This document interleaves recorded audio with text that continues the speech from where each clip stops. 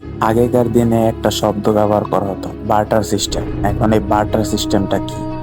জেনে থাকলে কমেন্টে জানান, আর না জেনে থাকলে ভিডিওটা দেখতে থাকুন, সামনে জেনে যাবেন। স্বাগতম সবাইকে। আজকের ভিডিওতে আমরা জানবো টাকার ইতিহাস, অর্থাৎ টাকা কিভাবে এসেছে, কিভাবে বদলেছে এবং এর গুরুত্ব আমাদের জীবনে কি। টাকা শুধু অর্থের মাধ্যম নয়, এটি আমাদের জীবনের একটি গুরুত্বপূর্ণ অংশ। চলুন শুরু করি।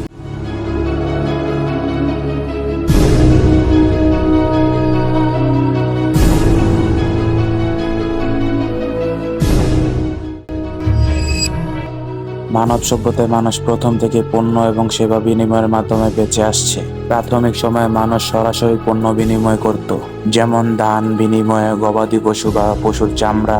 এই পদ্ধতিকে বলে বার্টার সিস্টেম। কিন্তু বার্টার সিস্টেমে অনেক সমস্যা ছিল, যেমন দুই পক্ষের পণ্যের মূল্য সমান না হলে লেনদেন কঠিন হতো, আবার পণ্যগুলো সহজে নষ্ট হয়ে যেত বা বহন করা কঠিন হতো। এই সমস্যা সমাধানের জন্য মানুষ একটি মধ্যস্থ মাধ্যম খুঁজতে শুরু করে, অর্থাৎ এমন কিছু যা সহজে বহন করা যায়, মূল্যবান এবং ভাগ করা যায়।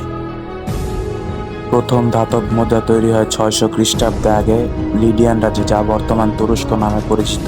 এই মুদ্রা ছিল সোনা এবং রূপার মিশ্রণ, যা সহজে বহন করা যায় এবং মূল্যবান। এই মুদ্রাকে বলা হয় কয়েন। এরপর গ্রিক, রোমান, চীন এবং ভারতীয় সভ্যতাগুলো তাদের নিজস্ব মুদ্রা তৈরি করে। প্রতিটি মুদ্রায় ছিল রাজা এবং সম্রাটের ছবি, যা মুদ্রার সভ্যতা নিশ্চিত করত। প্রাচীন মেসোপটেমিয়া, এখানে মুদ্রার আগে শস্য ও পশুর চামড়া ব্যবহার করা হতো। প্রাচীন গ্রিস, তারা বিভিন্ন ধাতুর মুদ্রা তৈরি করত, যা সোনা, রূপা ও তামা। প্রাচীন চীন, চীনে ধাতব মুদ্রার পাশাপাশি প্রথম কাগজি নোটের ধারণা এসেছে। 7ম শতকে তারা প্রথম কাগজি নোটের ব্যবহার শুরু করে। ভারত, মুঘল সাম্রাজ্যের সময় সোনা ও রূপার মুদ্রা অনেক প্রচলিত ছিল। বাংলায় মুঘল সময়ে টাকা শব্দটি ব্যাপকভাবে প্রচলিত হয়। চীনে প্রথম কাগজি মুদ্রার উদ্ভব হয় প্রায় 7ম শতকে। ধাতব মুদ্রার তুলনায় কাগজি মুদ্রার বহন ও ব্যবহার সহজ ছিল।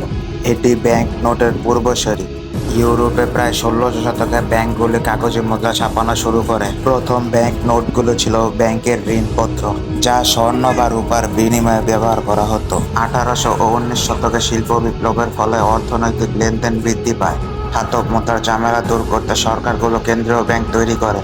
কেন্দ্রীয় ব্যাংক এখন মুদ্রা ছাপা এবং মুদ্রার মান নিয়ন্ত্রণ করে। প্রাচীন বাংলায় সোনা, রূপা ও তামার কয়েন প্রচলিত ছিল।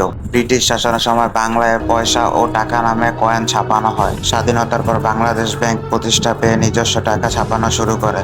আজকের দিনে মুদ্রা শুধু কাগজ বা ধাতু নয়, ডিজিটাল মুদ্রা যেমন ক্রিপ্টোকারেন্সি, বিটকয়েন অর্থের নতুন রূপ।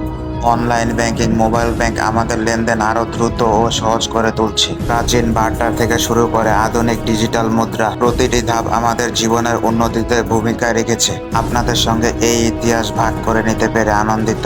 ভিডিওটি ভালো লাগলে লাইক ও শেয়ার করতে ভুলবেন না। ধন্যবাদ।